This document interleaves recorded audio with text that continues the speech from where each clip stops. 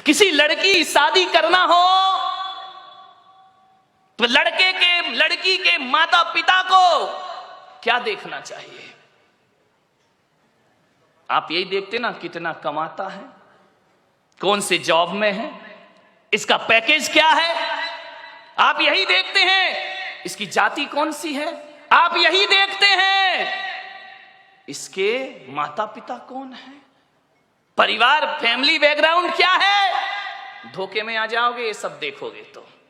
मैं पुलक सागर कहता हूं, फैमिली बैकग्राउंड अच्छा हो तो कोई जरूरी नहीं कि औलाद अच्छी हो। फैमिली बैकग्राउंड दशरथ का बहुत अच्छा था, लेकिन कैकेयी का चरित्र बहुत गड़बड़ था।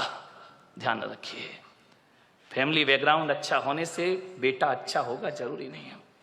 लेकिन मैं पुलक सागर आपको कहता हूं कि आपको यदि अपनी बेटी की शादी करना है, उसके हाथ पीले करना है, उसका रिश्ता लेकर के जाना है, तो ना घर देखना, ना परिवार देखना, ना आप ये देखना कितना कमाता है।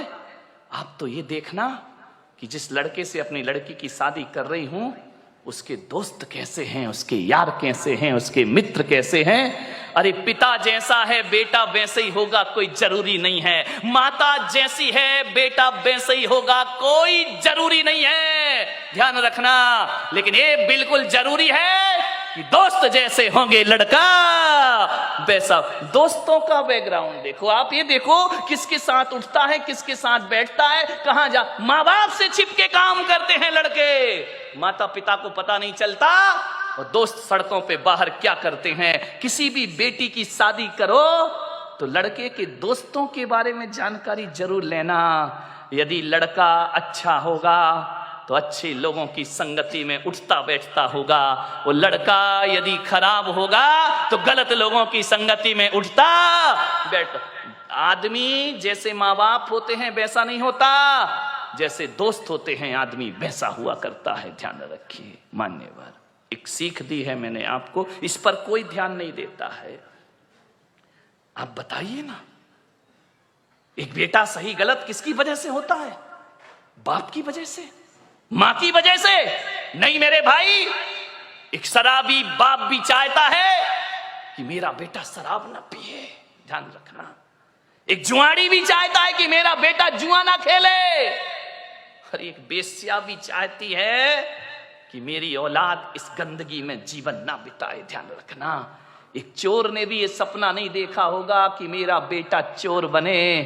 कोई माँ बाप औलाद को चोर नहीं बनाते हैं, कोई माता पिता औलाद को झूठ बोलना नहीं सिखाते हैं, कोई माता पिता शराब पीना नहीं सिखाते हैं, कोई माता पिता सिगरेट पीना नहीं सिखाते हैं। सिगरेट पीने वाला बाप भी चाहता है कि मेरा बेटा सिगरेट ना पिए। ध्यान रखना मान्यवर। मालूम है सिगरेट पीना कौन सिखाता है? दोस्त सिखाते हैं। सबसे पहले शराब पीना रिश्तेदार या माँ बाप ने नहीं सिखाया। शराबी बाप भी नहीं सिखाता है कि बेटा तू पी ले। ध्यान रखना। लेकिन सबसे पहले शराब पीना कोई सिखाता है तो दोस्त सिखाया करते हैं। सबसे पहले हाथ में सिगरेट आई तो माँ बाप और भाई के द्वारा नहीं, एक दोस्त के द्वारा हमारे हाथ में सिगरेट आती है। एक दोस्त के द्वारा हमारे जीवन में गलत चीजें आती हैं। और जब आदमी का स्टेटस ऐसा बन गया है, सिगरेट नहीं पिए, शराब नहीं पिए, तो कहते अरे कहां पिछड़ा हुआ आदमी, दुनिया चांद पे पहुंच गई, तू अगरबत्ती में लटका है। ध्यान रखिए मान्यवर, ऐसे बहकाने वाले बहुत मिलेंगे जिंदगी में। मान्यवर, मैं तो कहता हूं यदि बिगाड़ने वाले दोस्तों से तो बिना दोस्त की जिंदगी गुजार लो, वो अच्छी हुआ करती है। लेकिन ऐसे दोस्तों की संगति ना करो जो हमारी जिंदगी को बर्बाद करके रख दिया करते हो। आप सोचिए, जीवन में संगति का बहुत असर पड़ता है। एक पानी की बूंद जो आकाश से गिरती है, और यदि वही पानी की बूंद किसी नीम के पेड़ में चली जाए तो उसका स्वाद कैसा हो जाता है मेरे भाई?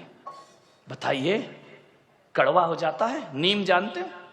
नहीं जानते हैं तो बोलो ना जानते हैं, नहीं तो मैं समझ रहा तुम कुछ जानते ही नहीं हो।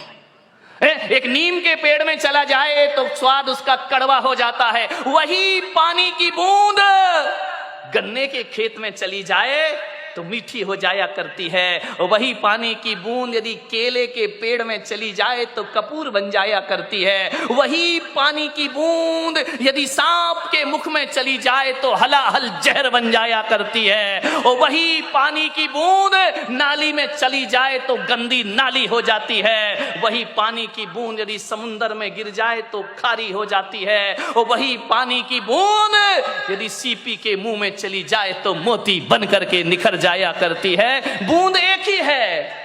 ये इतने रूप क्यों हुए उस बूंद के? संगति के कारण से। किसकी संगति करी उसने?